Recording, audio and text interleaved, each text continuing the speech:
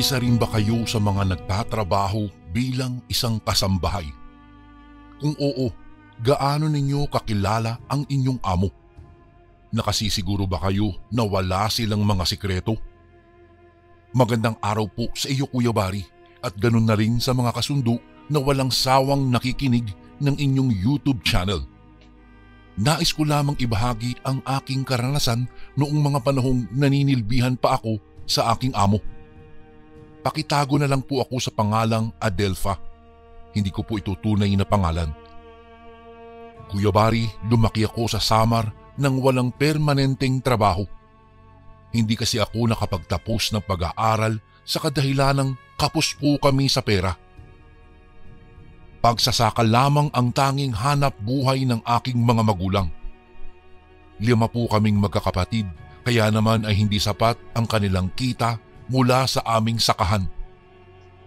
Dahil doon ay napagpasyahan kong wag na lamang akong tutuloy sa aking pag-aaral sa kolehiyo sapagkat naaawa ako sa kalagayan ng aking mga magulang. Batid ko kasing nahihirapan na sila at ayaw kong maging pabigat naman ako sa kanila. Noong huminto na ako sa aking pag-aaral ay tumutulong ako sa aming sakahan. Bali po 4:00 pa lamang ng umaga ay nagigising na ako upang maghanda ng aming almusal. At pagpatak naman ng 7:00 ay tutungo na ako sa aming sakahan. Sumama ako kina inay at itay. Ang ginagawa ko roon ay nagtatabas ng mga talahib sa paligid ng aming mga tanim. Hindi lamang talahib ang aking tinatabas, kung hindi ay kalakip na rin ang mga mahahabang damo na nagiging sagabal sa palibot ng mga pananim namin. Minsan nga ay tumutulong din ako sa pagtatanim ng mga mais, saging, kamuting kahoy at mga gulay. Tuwing araw naman ng Biyernes, nag-harvest kami sa aming mga taniman at dinadala namin sa bayan ito upang ibenta. Kahit papaano ay nauubos din naman ang aming mga paninda. Sapat na iyon upang mayroon kaming ipambili ng bigas at mga pangangailangan sa loob ng bahay. Ako ang sumasama kay inay sa bayan sa pagbebenta naman ng aming mga pananim. Isang araw, habang nakatambay kami sa palengke ay may isang binata ang lumapit sa pwestong kinaroroonan namin ni inay. Nagpatingin-tingin ito sa aming mga paninda at kalaunan ay bumili rin ito. Napansin ko rin na panay sulyap sa akin ng lalaking iyon, ngunit hindi ko lamang ito binigyan pa ng kahulugan. Nang sumunod na mga araw, muli na namang bumili ng gulay ang lalaking iyon. Noong mga sandaling iyon, ako lamang ang nagbabantay ng aming mga paninda sapagkat hindi sumama si inay patungong bayan dahil masama ang kanyang pakiramdam. Sinamantala naman ng binata ang pagkakataong iyon upang kausapin ako. Nagpakilala siya sa akin at ganoon din ako sa kanya. Siya nga pala, itago natin siya sa pangalang Vicente, Kuya Bari. Noong una, wala akong kaalam-alam kung ano talaga ang intensyon sa akin ni Vicente. Hanggang sa napansin kong napapadalas na ang pagbili niya sa aming mga paninda at umabot na nga sa puntong hiningi na niya ang aking cellphone number. Ngunit wala pa naman akong cellphone noong mga panahong iyon, kaya ang ginawa ni Vicente ay sumama siya sa akin sa bukid. Gusto daw niya kasing pumunta sa aming bahay. Naging magkaibigan po kami nitong si Vicente. Madalas siyang pumupunta sa aming bahay. Minsan ay tinutulungan niya si Itay sa pagbibitbit ng aming mga panindang gulay at kamuting kahoy patungo sa bayan. Nagustuhan naman ni na Itay at Inay ang kabutihang loob na ipinapakita ni Vicente. Habang tumatagal ang aming samahan bilang magkaibigan, ay nagulat na lamang ako isang araw dahil sa bagay na hindi ko inaasahan. Papaano ba naman, Kuya Bari? Ipinagtapat ni Vicente na mayroong gusto daw siya sa akin at ibig niyang ligawan ako. Labis naman akong natuwa sa aking nalaman Dahil ang totoo ay matagal ko na rin gusto si Vicente. Dahil unang kita ko pa lamang sa kanya ay nabihag na ako sa taglay niyang kapugian. At ayun nga ang nangyari, niligawan ako ni Vicente at hindi nagtagal ay ibinigay ko rin ang aking matamis na oo. Walang mapagsidlan ang tuwang aking nadarama noong mga sandaling iyon sapagkat si Vicente ang aking first love. Siya ang lalaking unang minahal ko at minahal ako. Bali po 17 years old pa lamang ako nang maging magkasintahan po kami ni Vicente. Maayos naman ang aming pagsasama at naramdaman kong mahal na mahal namin talaga ang isa't isa. Mabuti na lamang at pinayagan ako ng aking mga magulang na magkaroon ng nobyo. Isang araw, habang naglalakad ako patungo sa aming taniman, ay bigla akong nakaramdam ng pagkahilo. Wala sa oras na napahawak ako sa aking ulo. Mabuti na lamang at hindi ako natumba sa aking kinatatayuan. Ano bang nangyayari sa akin? Bakit nahihilo ako? Tanong ko habang napapahawak pa rin ako sa aking ulo. Maya-maya ay bigla akong nagsuka. Kinabahan ako noong mga sandaling iyon. Sa halip na didiretso ako sa taniman ay mas pinili ko na lamang na bagtasin ang daan pabalik sa aming bahay. Kaagad kong sinabi kay inay ang tungkol sa nangyari sa akin. Anong sabi mo? Nahihilo ka at nagsusuka? Aba, baka naman buntis ka, Adelfa. Sambit ni inay sa akin. Namilog ang aking mga mata dahil sa tinura ng aking ina. Wala akong kaalam-alam na ang pagkahilo at pagsusuka ay isa pala sa mga sintomas ng isang buntis na babae. Ngunit natatakot ako dahil may nangyari po sa amin ni Vicente noong gabing magkatabi kaming nakatulog.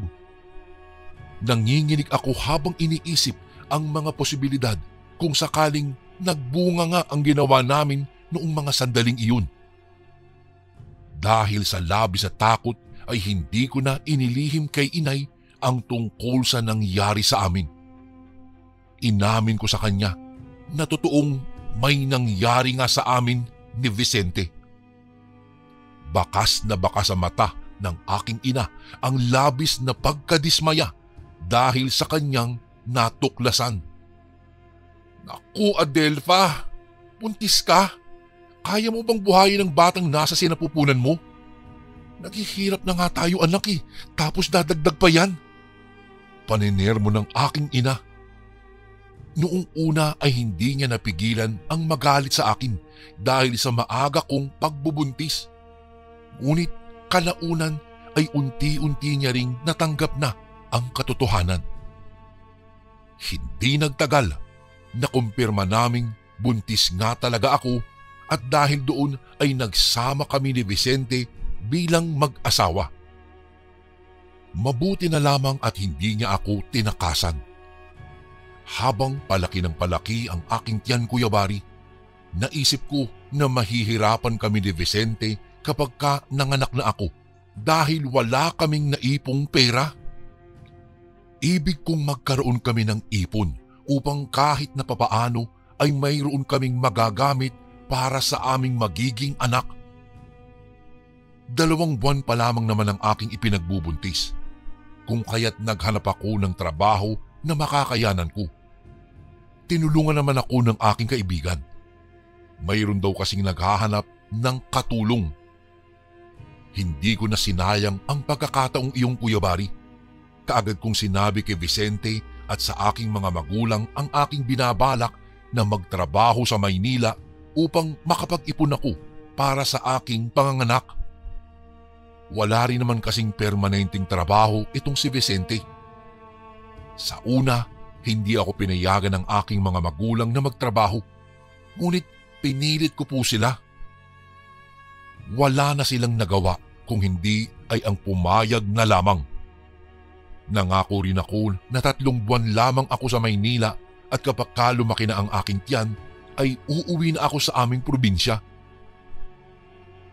Lumipas ang ilang araw. Tumungo na ako sa Maynila. Nakapagsimula na ako ng aking trabaho bilang isang kasambahay. Hindi pa naman gaanong malaki ang aking tiyan, kaya naman ay malaya pa akong nakakakilos. Bago ako tumungo sa Maynila ay sinulat ko sa papel ang cellphone number ni Vicente. Makikitawag na lamang ako kapag nakarating na ako sa Maynila. Mabuti na lamang at mabait ang aking amo.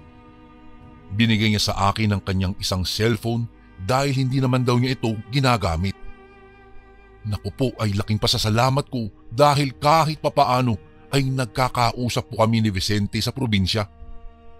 Maswerte ako talaga sa aking amo dahil mabait siya at mapagbigay.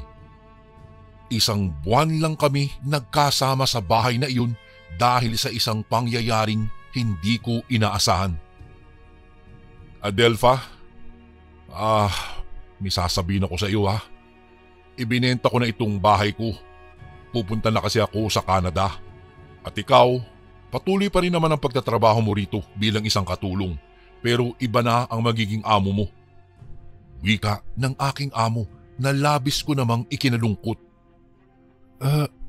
Ano po ang ibig niyong sabihin? Makakaroon ako ng bagong amo sa bahay na ito? Tanong ko naman sa kanya. Oo, tama. Naghahanap din kasi siya ng katulong kapag nakalipat na siya rito. Huwag ka na lang umalis dahil may trabaho ka pa rin naman dito. Kaso nga lang, bago na ang iyong amo at hindi na ako. Sige, basta pagbutihin mo ang iyong trabaho ha, Adelfa. Sagot ng aking amo. Hindi ko lubos akalaing magkakaroon ako ng bagong amo. Wala rin akong kaide-ideya kung ano ang mukha at ugali na magiging amo ko. Nang sumunod na mga araw, umalis na nga ang aking amo sa bahay sapagkat dumating na ang bumili ng kanyang bahay. Napatingin ako sa babaeng magiging amo ko. May katandaan na ang kanyang mukha. Sa tingin ko'y parang 55 or 60 years old na siya. May kaputian na rin ang hibla ng kanyang mga buhok. Magmula ngayon, ako na ang magiging amo mo sa pamamahay na ito. Huwag kang mag-alala, mabait naman ako. O nga pala, tawagin mo na lang akong madam ha? Wika niya sa akin.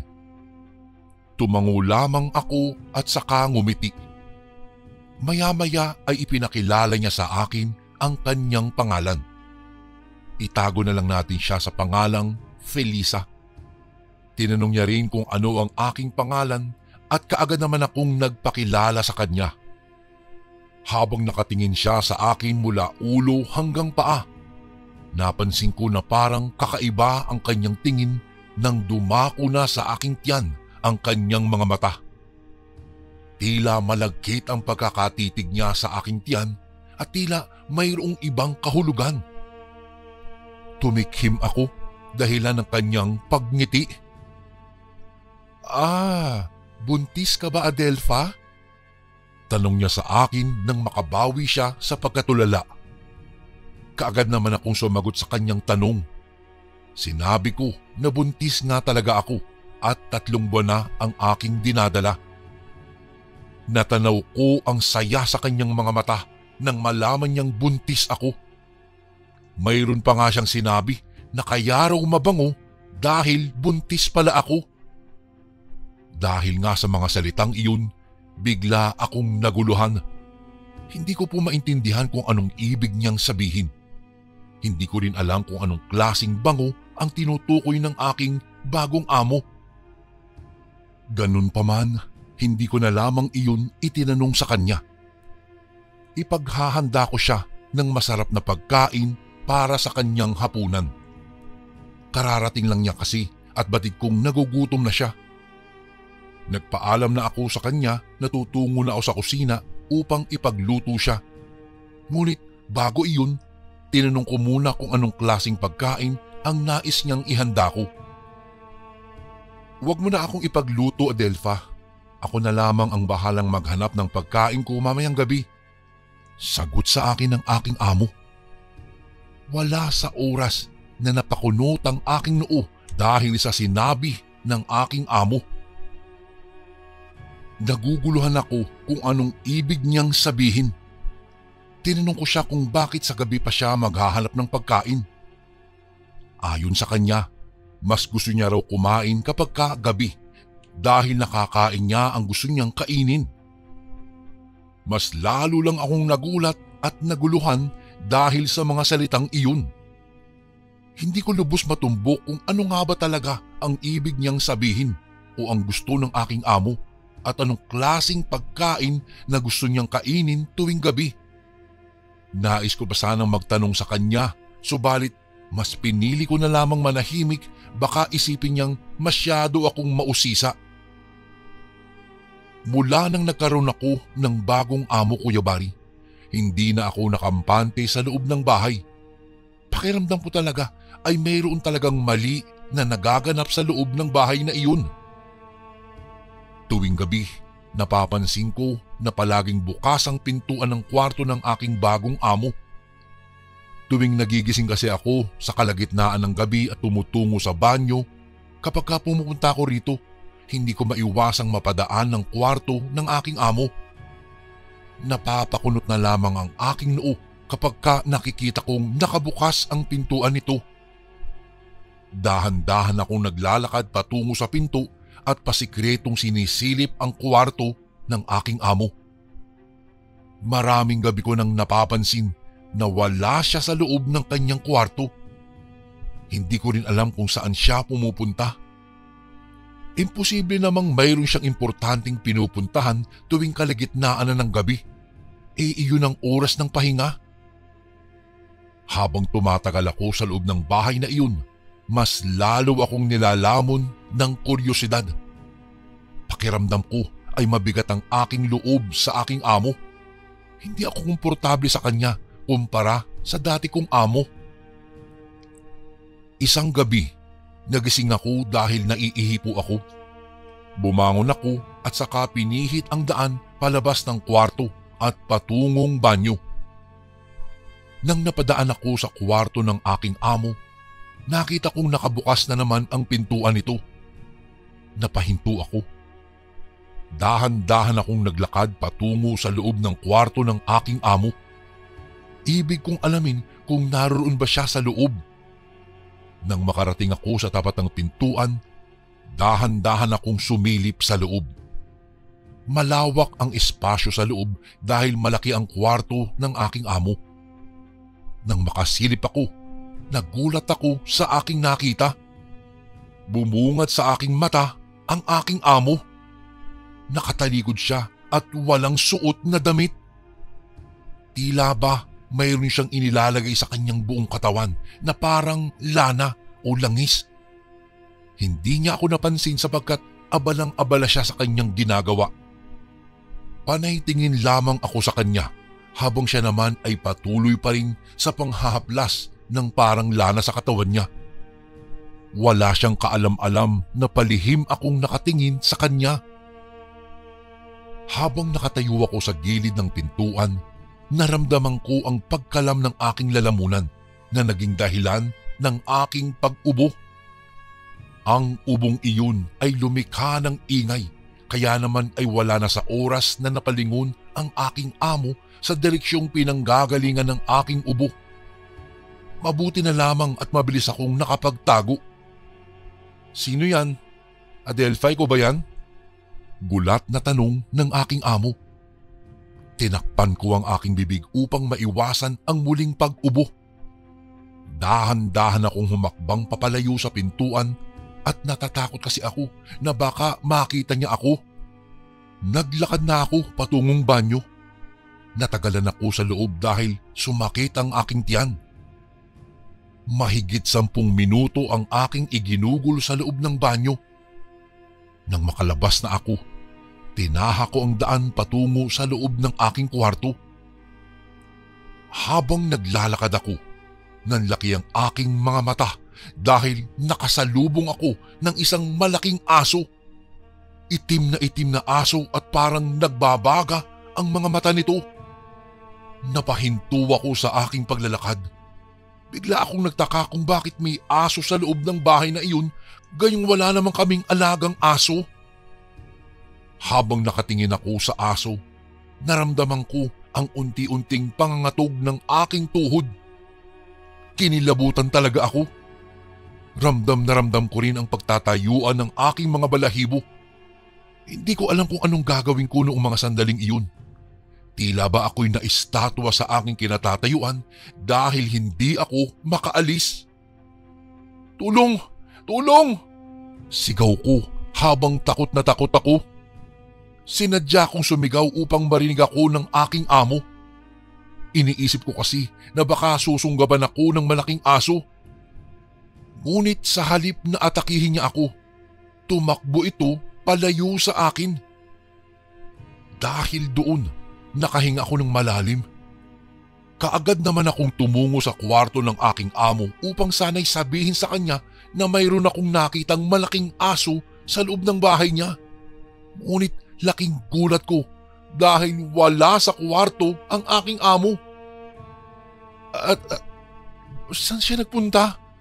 Nandito lang siya kanina. Sambit ko na lamang habang iginagala ko ang aking mga mata sa paligid.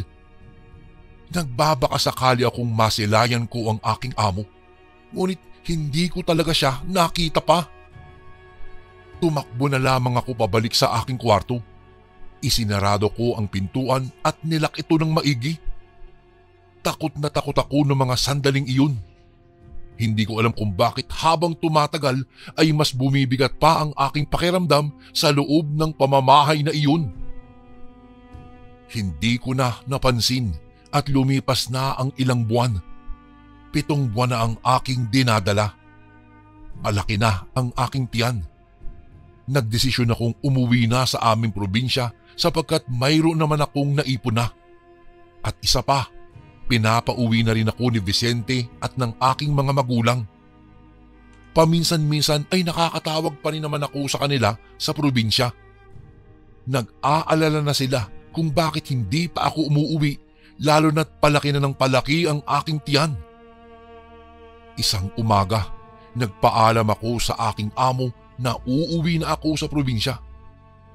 Ang buong akala ko ay papayagan niya ako, ngunit nagkamali ako ng aking akala. Hindi siya pumayag na umuwi ako sa probinsya kahit pa alam niyang malaki na ang aking tiyan. Sa susunod na buwan na lang daw ako umuwi dahil wala pa siyang nahahanap na bagong katulong. Wala akong nagawa kung hindi ang pagbigyan na lamang ang aking amo. Sa paglipas ng maraming araw, 8 buwan na ang aking dinadala. Bilog na ang aking tiyan. Nahihirapan na rin akong yumuko at magtrabaho sa bahay. Panay pa rin ang kamusta at pangungulit sa akin ng aking mga magulang, pati na rin si Vicente. Gustong gusto talaga nilang umuwi na ako. Ngunit nabigo na naman ako dahil hindi ako pinayagan ng aking amo. Hindi ko alam kung bakit ayaw na ayaw niya akong pauwiin sa aming probinsya, gayong malaki na po ang aking tiyan. Madam, kailangan ko na pong umuwi sa amin habang hindi pa ako nanganganak. Malaki na po ang aking tiyan at kailangang nasa poder ako ng aking asawa. Wika ko sa aking amo. Nagpupumilit na talaga ako na payagan niya akong umuwi sa aming probinsya. Ay naku Adelfa, wala pa akong nahahanap na bagong katulong ha. Maghintay ka lang, makakauwi ka rin sa inyo. At saka huwag ka mag-alala, kung sakaling dito ka manganak, di naman kita pababayaan eh. Akong bahala sa iyo. Sagot ng aking amo. Tinapik pa nga niya ako sa aking balikat at saka ngumiti pa. Maya-maya ay dumako ang kanyang paningin sa aking malaking tiyan. Napakalagkit ng kanyang pagkakatingin na para bang ayaw niya itong alisin sa aking tiyan. Aba, ang laki ng tiyan mo, Adelfa. At ang bango pa. Sambit ng aking amo. Nagulat naman ako sa kanyang itinuran. Ano pong mabango? Teka, alin po ba, madam? Gulong-gulong tanong ko sa kanya. Wala yun. Huwag mo nang itanong. Sagot ng aking amo at saka ngumiti sa akin. Ang kanyang tingin ay mayroong nakatagong kahulugan at ganoon din ang kanyang ngiti Inaamin kong naiinis na ako sa kanya dahil ayaw niya akong payagang umuwi. Hindi niya rin naibigay ang aking panghuling sweldo na idadagdag ko sana sa aking ipon. Pakiramdam ko ay gumagawa siya ng paraan upang hindi ako makaalis talaga sa kanyang bahay. Hindi rin ako makatakas dahil palagi siyang nakabantay sa akin. Lumipas ng lumipas ang maraming araw. 9 na buwan na ang aking dinadala. Nakatayo ako sa terrace habang unti-unti kong nararamdaman ang sakit ng aking tiyan. Pakiramdam ko ay manganganak na ako. Ang sakit na iyon ay mas lalo pang lumala. Parang manganganak na talaga ako. Noong mga sandaling iyon, Kuya Bari, ay wala sa bahay ang aking amo. Mayroon itong nilakad. "Mga kapitbahay, tulungan niyo po ako. Manganganak na po ako." Malakas na sigaw ko habang nakahawak ako sa aking tiyan. Hindi ko na kaya ang sakit na paikot-ikot sa aking baywang at tiyan. Mabuti na lamang at dumating ang aking mga kapitbahay. Dinala nila ako sa pinakamalapit na ospital. Matagumpay naman pong nairaos ang aking panganganak. Kuya Bari, lalaki po. Lalaki ang aking anak at laking tuwa ko dahil sa wakas ay lumabas na din siya. Nagpasalamat naman ako sa aking mga kapitbahay dahil sa ginawa nilang pagtulong sa akin. Lumipas ang 2 araw. Ako'y nag-aalala dahil hindi alam ng amo kong nanganak ako. Kaya't nang makauwi ako sa bahay ng aking amo, imbis na galit ay tuwang-tuwa ang amo ko nang masilayan nito ang aking napakalusog na anak. Kaagad nitong kinalong at pinagmasdan. Hinalik-halikan pa nga ito sa pisngi. Napakabango talaga ng iyong anak, Adelfa." Sambit ng aking amo. Ngumiti lamang ako at kinuha ko ang aking anak sa kanya. Para bang ayaw pa nga niya itong ibigay sa akin eh. Humingi naman ako ng dispensa at ipinaalam ang pangyayari. Katakatakang hindi po nagalit sa akin ang aking amo. Naintindihan daw niya. Kinagabihan, hinihele ko ang aking anak upang ito'y patulugin. Hindi nagtagal ay nakatulog din ang aking anak. Pagod na pagod ako at nangangalay na ang aking mga kamay, kaya naman ay laking pasasalamat ko noong natulog na nga siya. Bandang 12:00 ng gabi, nagising ako upang umihi. Sinulyapan ko ang aking anak. Mahimbing naman siyang natutulog. "Dito ka lang muna anak ha, iihi lang muna si mama." Bulong ko sa kanya, nawari bang naririnig niya ako. Bumangon na ako at iniwan ang aking anak sa loob ng aking kwarto. Tinahak ko ang daan papunta sa banyo. Maya-maya'y nakarinig ako ng iyak at iyon ay ang iyak ng aking anak. Hinayaan ko lamang iyon dahil iniisip kong nagising lamang siya. Hindi ko naman matiis dahil ihi na ako. Nagpatuloy lang ako sa aking pag-ihi habang patuloy rin sa pag-iyak ang aking anak. Ngunit habang tumatagal ay palakas ito ng palakas, kaya naman nag-alala na ako. Binilisan ko ang aking pagkilos at nang makarating ako sa loob ng aking kwarto, tila ba nagimbal ang aking mundo. Nasaan na yung anak ko? Anak, nasan ka na?" Sigaw ko nang makita kong wala na sa higaan ang aking anak. Nanlaki ang aking mga mata dahil duguan na ang kanyang higaan. Inilibot ko ang aking mga mata upang hanapin ang aking anak. Nakita kong nakabukas ang bintana. Teka, bakit bukas itong bintana?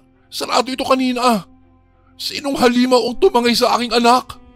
Napuno ng takot, pangamba at pag-aalala ang aking dibdib, Kuya Bari. Tumakbo ako patungo sa loob ng kwarto ng aking amo upang sana'y humingi ng tulong. Ngunit nagulat ako dahil wala ang aking amo sa kanyang kwarto. Nakabukas lang din ang pintuan nang datnan ko ito. Biglang kinabahan ako at naisip kong aswang ang aking amo. Aswang siya! Tinangay niya ang aking anak! Parang mababaliw ako noong mga sandaling iyon. Tumalon ako sa bintana at tumungo sa labas. Nagbabakasakali akong mahahanap ko ang aking amo dahil malakas ang aking kutob na siya ang tumangay ng aking anak. Nakita ko rin ang mga dugo sa bintana. Patunay na sinaktan ng amo ko ang anak ko. Doon ko napagtanto na ang bagong amo ko ay isang aswang. Kaya pala ayaw niya akong pauwiin dahil mayroon siyang masamang balak sa aking anak.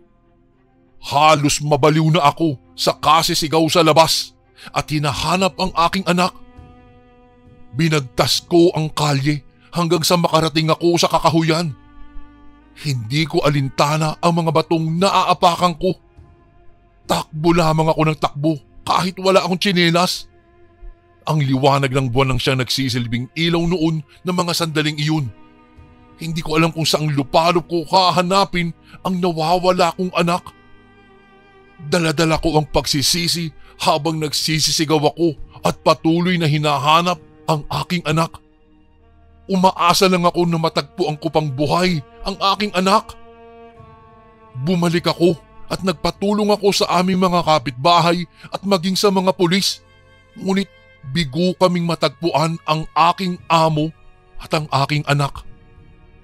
Sa kasamaang palad, Kuya Bari, hindi ko na nakita pa ang aking anak, maging ang aking amo.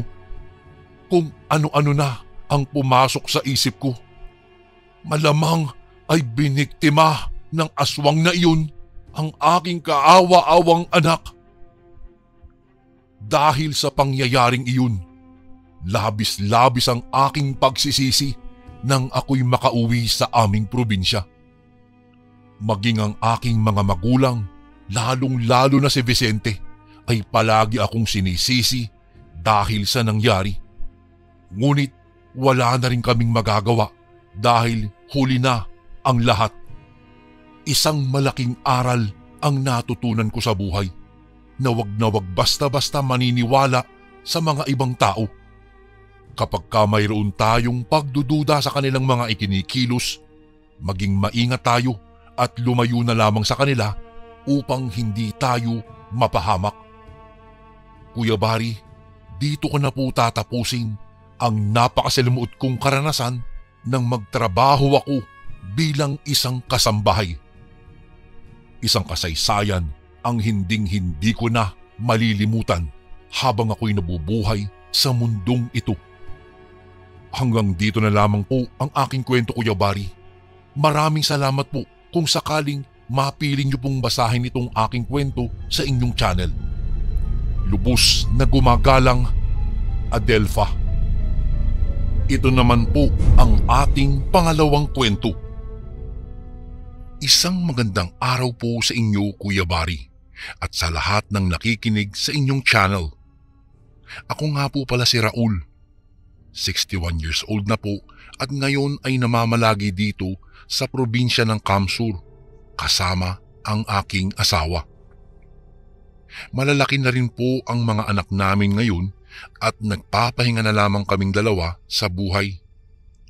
Maghapong nasa bahay, minsan nagbabantay ng mga apong naiiwan tuwing may trabaho ang mga magulang nila. Masaya naman kami sa narating naming dalawang mag-asawa. May magagandang trabaho ang mga anak namin dahil itinaguyod naming makapagtapos silang lahat. Kuya Bari, isa po akong retiradong pulis. Halos 35 taon din ako sa serbisyo, kaya naman paminsan-minsan ay hinahanap-hanap ng katawan ko ang araw-araw na pagtatrabaho bilang isang alagad ng batas. Ang ikukwento ko po sa inyo ngayon ay may kinalaman sa isang kaso na hinawakan ko noong edad 50 pa po ako. Veterano na sa larangan ng serbisyo publiko pero malayo pa sa pagiging retirado. Tuwing naaalala ko iyon, Kuya Bari, ay naiisip kong ang bilis lang talagang lumipas ng panahon. Parang pumikit ka lang at pagdilat mo, nasa dulo ka na ng karera. malapit na sa katapusan. Tungkol sa isang sorbetero ang kasong iyon. Namamatay sa bayan namin ang mga babaeng 6 na buwan pataas ng buntis. Kuya Bari, hindi ko na po lamang papangalanan pa para sa privacy ng mga nakatira doon. Sa unang bilang namin ay umabot sa 5 ang natagpuang patay sa kani-kanilang kwarto. Butas ang mga tiyan at parabang sapilitang kinuha ang mga hindi pa naisisilang na mga bata mula sa kanilang sinapupunan. Wala man lang bakas o ebidensya na iniiwan ang mga salarin, kaya umabot sa 6 na buwan ang kaso na wala man lang kaming nahahanap na kahit anong lead. Siyempre po, wala pa noong CCTV at bihira din ang mga cellphone na may camera, kaya naman walang ibang pagkukunan ng impormasyon kung hindi sa mga taong nakatira malapit sa mga biktima. Unang pinagsuspetsahan namin ay isang tulak. Namataan daw sa iskinita noong gabing namatay ang isa sa mga buntis. Sabi ng nakakita, nadaanan daw niya ang lalaki sa may iskinita. Nakasandal daw ito sa pader na parang may hinihintay. Baka customer o kung anuman. Madaling araw, habang umiihi ang witness sa labas ay nakita niya ulit ang tulak. Palabas sa iskinita. Tumatakbo ito na parang takot na takot daw. Agad naming kinwestiyon ang nasabing tulak. Umamin naman ito na nagbebenta siya ng droga sa ganoong oras sa iskinitang iyon, ngunit hindi raw siya ang may gawa ng pagpatay sa nasabing buntis. Wala rin kaming mga bagay na magpapatunay sa kanya na siya ang may gawa ng krimen. Kaya kasong may kinalaman lamang sa droga ang ipinataw namin sa kanya. Nagpatuloy ang aming investigasyon. Kahit ang mga asawa ng biktima ay ini-interrogate namin. Baka kasi sakaling nasa kanila ang tunay na may gumawa. Maraming leads kaming sinundan na dead end lahat. Akala namin ay hindi na namin malulutas ang pinakamatinding krimen na nangyari sa kasaysayan ng bayan namin. Hanggang sa may nabiktima ulit. Madaling araw nang biglang naabutan ni Marcelo, 35, ang asawang niyang walang buhay na sa kama nila. Butas ang tiyan katulad noong mga nakaraang biktima. Parang baliw si Marcelo na nagsisisigaw sa gitna ng kalsada upang humingi ng tulong. Agad namang kaming rumisponde kasama ang isang ambulansya. Wala kaming nakuhang kahit anong ebidensya galing kay Marcelo. Pero isa sa mga kapitbahay na na-interview po namin at nagbigay ng importanteng testamento. Si Mary, 21 years old. Pauwi galing sa group study para sa thesis daw niya. Dumaan daw siya sa gilid ng bakuran nila Marcelo. Noong makita niya ang isang lalaking tumatakbo palabas habang may bitbit na kung anong kulay pula. Balot ang kamay, mukha at ang damit ng lalaki na may kulay pulang likido. Kilala ni Mary ang lalaki. Tinukoy nito na ito daw ay si Manong Temyo. Kuya Bari, sorbetero si Manong Temyo. Halos 2 dekada na sa lugar naming nagtitinda ng sorbetes sa mga bata. Halos lahat ata ng tao sa bayan namin ay kilala ang kalembang ng degulong niyang galon ng sorbetes. Kahit mga anak ko po ay paboritong suki ni Mang Temyo. Bukod kasi sa malinis ay laging masarap ang mga timpla. At saka hindi kuripot maglagay sa apa si Mang Temyo. Hindi pa naman kami sigurado na siya nga ang salarin. ang pinanghahawakan lang namin ay testimonya ng isang dalagang malamang ay lasing na umuwi galing sa kunwaring group study nila ng mga kaklase niya. Kaya plinano namin ng maayos ang mga gagawin upang kung si Mang Temyo nga ang may kasalanan ng lahat, hindi siya basta-basta makakatakas. Pinasundan namin siya sa ilang pulis namin na eksperto na sa mga ganitong kaso. Kumontak din kami ng ilang kasabwat na sibilyan para manduhan ang ruta ni Mang Temyo sa tuwing umaga habang naglilibot ito. Sa gabi naman, laging may rumorondang kotse sa palibot ng bahay niya upang masundan ang bawat galaw niya. Mag-isa lang po si Mang Temyo sa buhay niya, Kuya Bari. Kaya naman mas naging madali sa amin na buntutan siya araw at gabi. Halos 1 linggo namin itong ginawa. Hanggang sa isang hating gabi, nakita naming lumabas si Mang Temyo sa bahay niya na hindi naman niya ginagawa sa ilang araw naming pagmamanman sa bawat galaw niya. Tumawag agad sa presinto namin ang mga officer. Agad kaming sumakay sa kanya-kanyang sasakyan upang sundan si Mang Temyo. Isa lang ang sumusunod na malapit kay Mang Temyo para na rin hindi kami mapansin. Naghihintay lang kami sa kontak sa radyo kung kailan kami pwedeng gumalaw. Maya-maya'y tumigil daw si Mang Temyo sa isang bahay at umakyat daw ito sa 2nd floor. Nagulat na lang kami sa iniradyo ng isang officer na sumusunod sa kanya. "Boss, siguradong hindi kayo maniniwala sa sasabihin ko. Tumalon po si Mang Temyo sa 2nd floor," sabi ng sumusunod na pulis. Nagkatinginan kami ng mga kasama ko. Nang tuluyan ng nakapasok si Mang Temyo, doon na kami gumalaw. Pinalibutan kaagad namin ang bahay. 3 kaming pulis na sapilitang nagbukas ng pinto nito. Lumabas ang lalaking asawa siguro ng balak biktimahin ni Mang Temyo. Gulat na gulat sa nakita niya. "Oh, anong gagawin niyo?" Boss, huminahon ka. May kriminal sa kwarto ng asawa mo. Tumabi ka muna para maabutan namin ang mamamatay taon ay yun." Tugon ko sa kanya. Agad namang tumabi ang lalaki kahit naguguluhan nito. Binuksan namin ang pinto.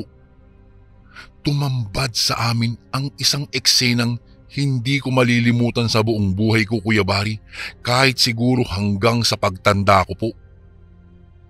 Nakapaibabaw si Mang Temyo sa tulog na buntis na babae. Nakalabas ang halos 2 talampakang dila at tila ba binubutas nito ang tiyan. Ni hindi man lang nagising ang buntis na babae sa ginagawa ni Mang Temyo. Kalaunan, nalaman ko na kaya pala hindi nagigising ang mga buntis sa ganoong pagkakataon ay winiwisikan niya ito ng pulbos na pampatulog. Para bang nag-alangan pa kaming itaas ang aming mga armas dahil sa aming nakita. Ngunit nahimasmasan din kami at agad na tinutukan si Mang Temyo. "Mang Temyo, itaas mong kamay mo!" Sigaw ko sa kanya. Ngunit hindi halata ang takot sa boses ko.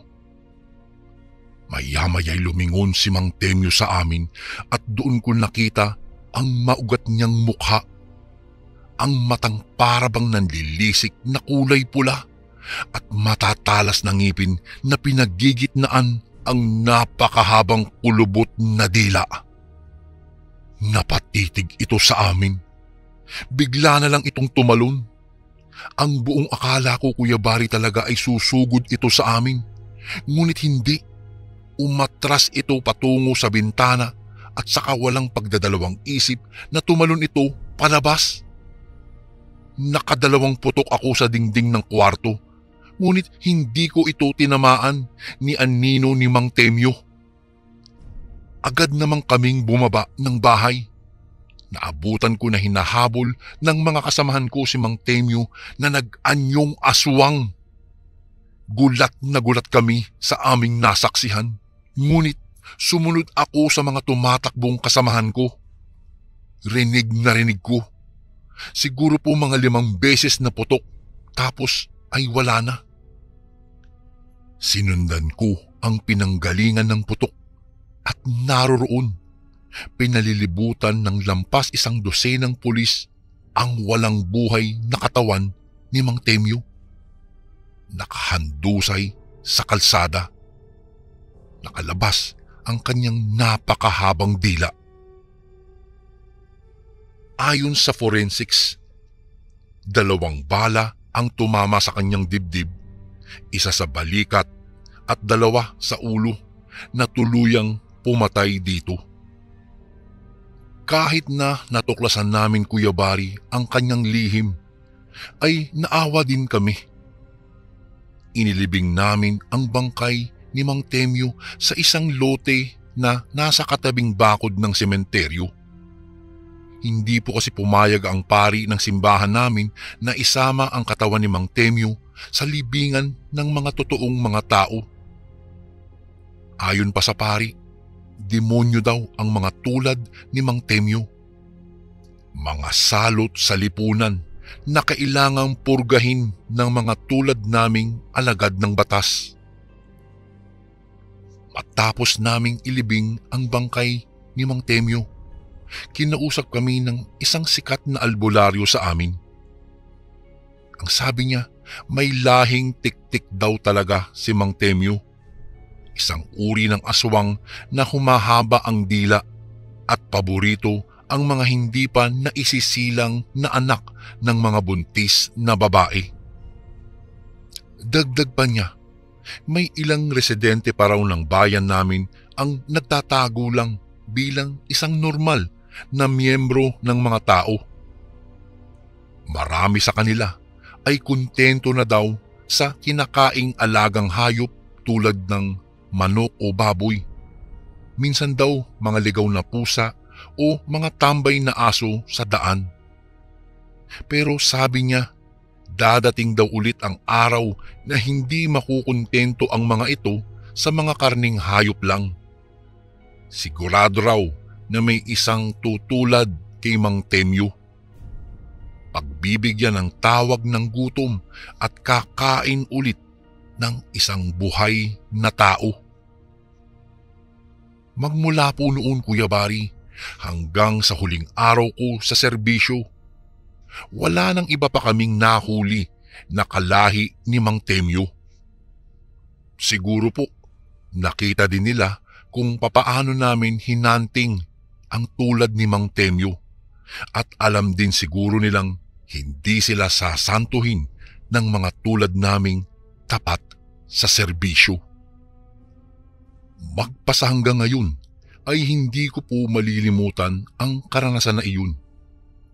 Hindi pa rin po ako makapaniwala, Kuya Bari, na nakakita na po ako ng isang aswang. Hindi ko pa rin maalis sa aking isipan kung bakit nila nagagawa ang pumatay ng tao. Siguro po hindi rin nila alam at hindi rin nila mapigilan. Isang kakaibang krimen ang aking hindi na malilimutan habang nabubuhay po ako, na isang aswang na nagpanggap bilang isang sorbetero. Hanggang dito na lang po ang aking kwento, Kuya Bari. Maraming salamat po. Lubos na gumagalang, Raul. At ito naman po ang ating pangatlong kwento. Magandang araw po sa inyo, Kuya Bari, at sa lahat ng mga suking tagapakinig. Tawagin niyo na lang po ako sa pangalang Rico. 16 anyos, isang estudyante at kasalukuyang nakatira sa isang mataong barangay sa lungsod ng Maynila. Naisip ko lang pong ibahagi sa inyo ang karanasan namin ng aking kaibigan nang minsang tumira din kami sa Pampanga. Alam ko pong walang maniniwala sa amin dahil sasabihin nila na ang aming karanasan ay bunga lang daw ng pagiging matatakutin naming mga bata. Ngunit minsan, hindi naman lahat ng iyon ay purong walang katotohanan. Ipapauna ko na lang pong sabihin na ang aswang po ay totoo. Minsan nagpapanggap silang mga kauri natin para wag silang makuyog ng taong bayan. Siyempre, itinuturing silang salot sa ating lugar noong araw at maging magpahanggang ngayon. Ito pong kwentong ibabahagi ko po sa inyo ay nangyari taong 2006 at ako'y 8 taong gulang pa lamang noon. Mayroon akong kaibigang kasama po noong naging saksi sa pagkakakita namin ng isang aswang. Tawagin na lang po natin siya sa pangalang Harvey. Kagaya ko po ay 8 taong gulang lang din si Harvey at pareho kaming nasa grade 3. Kami ay matalik na magkaibigan. Ang aming mga magulang din kasi partikular na ang aming mga nanay ay magkababata din noong araw. Higit pa sa tunay na magkapatid ang turingan namin sa isa't isa, Kuya Bari. Sabay kami kumakain noon at naliligo sa lugar na tinatawag nilang taldawa o ilog. Halos hindi kami mapaghiwalay ng aming mga magulang dahil sabay din kami sa pagpasok sa paaralan at gayon din naman sa pag-uwi. Isang araw, uso po noon ang sabungan ng mga kalapati. Nakita naming mukhang masaya ang ganoong gawain na naging dahilan para makapagdesisyon kami ng aking kaibigan na si Harvey na mag-ipon ng pera para makabili din kami ng kalapati, makagawa ng kanilang bahay at pagkain. Sabi kasi noong kakilala kong nag-aalaga ng kalapati, malaki na raw ang kita niya sa pagsasabong ng ganoon. Bawing-bawi ang kanyang puhunan. Kuya Bari, sa totoo lang medyo nasilaw din ako sa kanyang sinabi dahil kahit sugal na matatawag ang ganoong klaseng gawain ay nagkakapera naman kami at makakatulong pa sa aming mga pamilya. Kaya naman, kinausap ko ang aking kaibigan at sinabing mag-ipon kami ng pera. Labis ang tuwang nadarama ko nang pumayag si Harvey at sinabi niyang tutulong siya sa pag-iipon. Kung kaya Kuya Bari, yun na nga, araw-araw nagbubuklod kami ng mga barya na sasapat sa aming planong pagbili ng kalapati, mga pagkain at para sa bahay din ito. Nakakatawa nga po Kuya Bari dahil sa isang araw nakakarami kami ng pera na naiipon, lalo na't binibigyan kami ng aming mga kaklase dahil gusto raw nilang suportahan ang ginagawa namin. Maliban pa doon ay inaabutan din kami ng aming mga magulang ng sapat na pera para sa pambaon sa eskwelahan. Kaya naman nadadagdagan ng aming ipon hanggang sa umabot na nga ito ng 1,000 piso. Pagkalipas ng ilang araw, napagpasyahan na din naming bilhin ang kalapating matagal na naming inaasam-asam. Nagpaalam kami sa aming mga magulang ng araw na iyon para maaga kaming makarating sa bilihan ng kalapati. Ang alam kasi naming bilihan ng mga kalapati ay nandoon po sa bandang liblib na baryo sa Pampanga. Bagamat may kalayuan din ito sa aming bahay, Kuya Bari. Ipagpaumanhin niyo na din po sana na hindi ko na po babanggitin ang eksaktong lugar sa Pampanga bilang respeto po sa mga naninirahan at mga residente sa lugar na iyon. Sabik naming pinuntahan ang baryong iyon gamit ang bisikleta namin. Halos 1 oras din ang itinakbo ng aming biyahe hanggang sa makarating kami sa isang medyo madilim at mayayabong na kagubatan. Maya-maya'y nagtanong-tanong kami sa mga residente hanggang sa matuntun nga namin ang matandang lalaking nagtitinda ng mga kalapati. Nasa tila pusod na yata ng kagubatan ang kanyang tirahan. Mag-isa lang po siya at mukhang walang kasama. Pagdating namin sa kanyang tahanan, naabutan namin siyang nagsisiesta sa kanyang silyang tumba-tumba.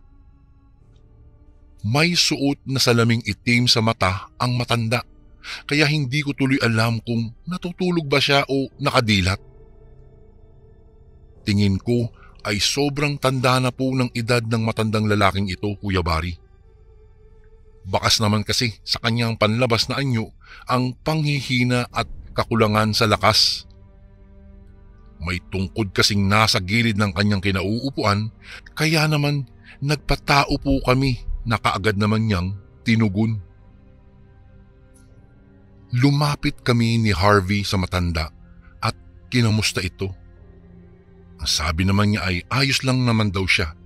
Sabay tanong kung ano ba ang sadya namin sa tahanan niya, gayong kay liblib na raw nito. Medyo nakaramdam ako ng pagkabalisa dahil gumaralgal ang boses po ng matanda.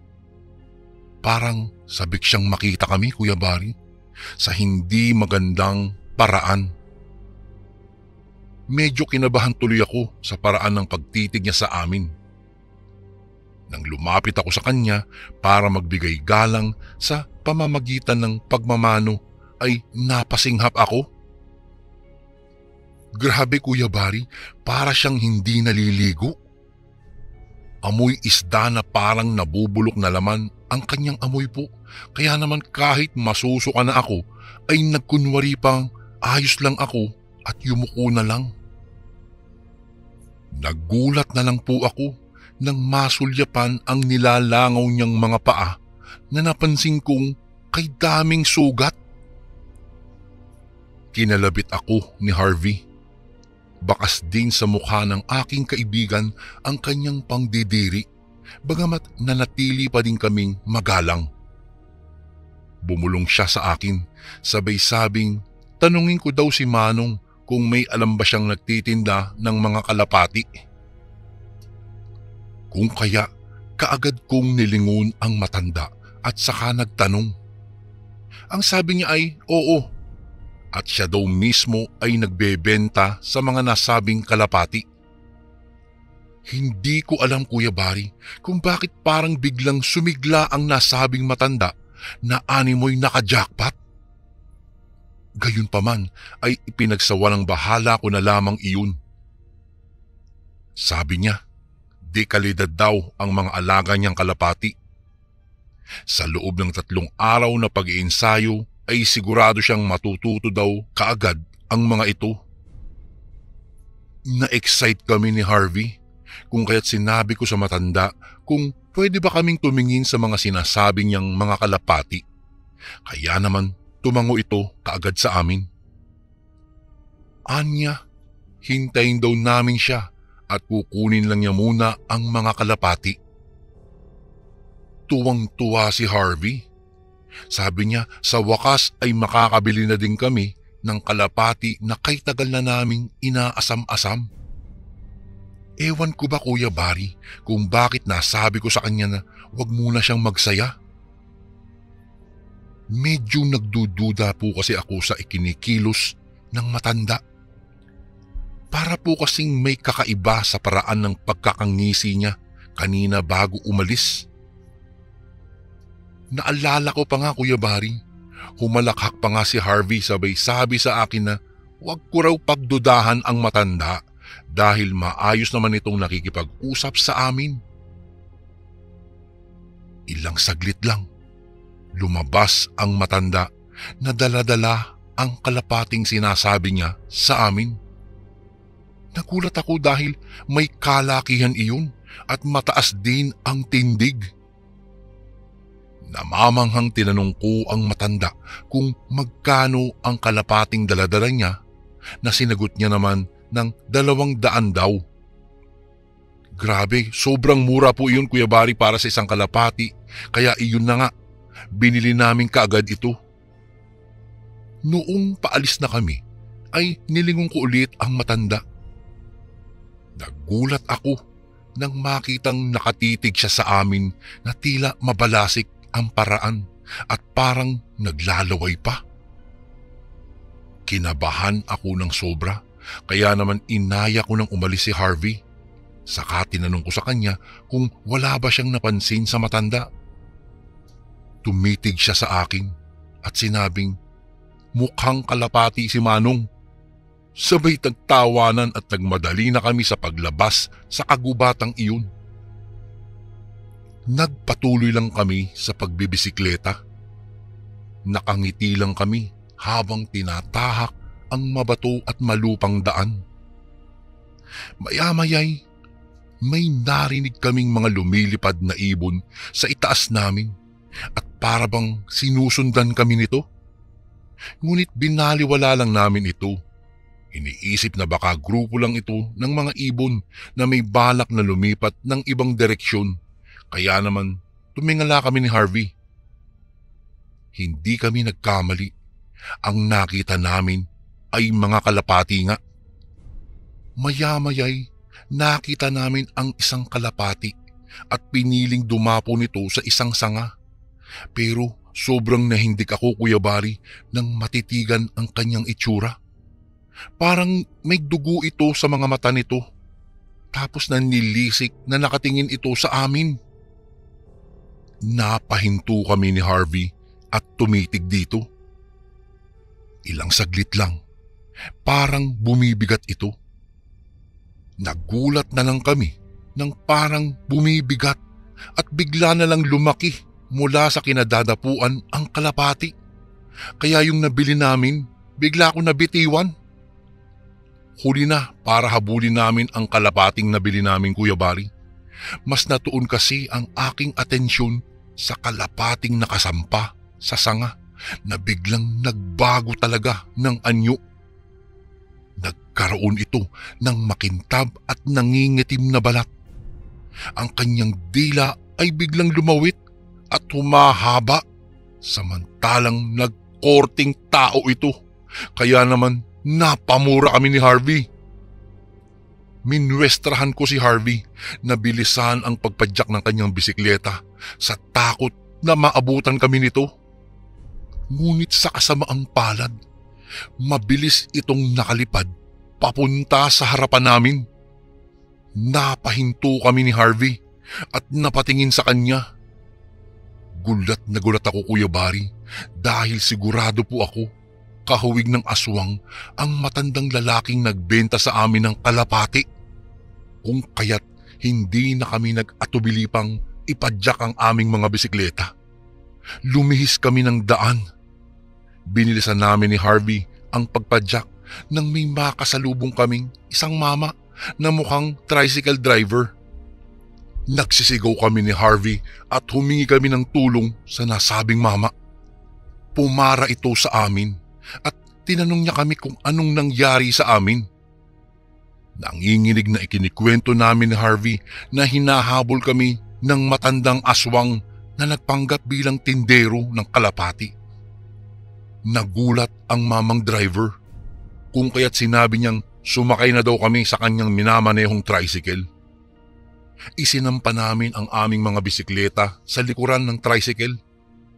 Sabay pinaharurot na ni Manong driver ang kanyang pagmamaneho. Habang kami ay bumabaybay, ay nagsalita itong si Manong driver. Ayon sa kanya, ay parang mayroon na daw siyang narinig na ganyang kwento dati. Kung kaya't kaming dalawa ni Harvey ay natigilan. Makalipas ang ilang saglit ay nakarating kami sa kalsada na naging dahilan para makahinga na kami ng maayos. Kay laki po ng pagpapasalamat namin kay Manong driver dahil inalalayan pa niya kami ni Harvey sa aming mga tahanan. Pagdating ko po sa bahay ay mahigpit kong niyakap ang aking inay at ikinuwento ang mga nangyari. Naging isang malaking aral para sa akin ang nangyari sa amin ni Harvey. Magmula po noon ay napagdesisyonan na lang namin ng aking kaibigan na huwag nang mag-alaga ng kalapati. Baka kasi mamaya hindi lang kami takutin ito, kung hindi baka tuluyan ding lamunin kami. Hanggang dito na lang po ang aking kwento, Kuya Bari. Salamat po ng marami at magandang araw po sa inyo. Lubos na gumagalang, Rico. And again, maraming salamat po mga kasundo. Don't forget to subscribe and i-click nyo lang po yung bell na button para updated po kayo sa mga upcoming videos namin na paparating. Maraming salamat po ulit. God bless and ingat po lagi dyan. Ito po si Kuya Bari at ako ang Sundo.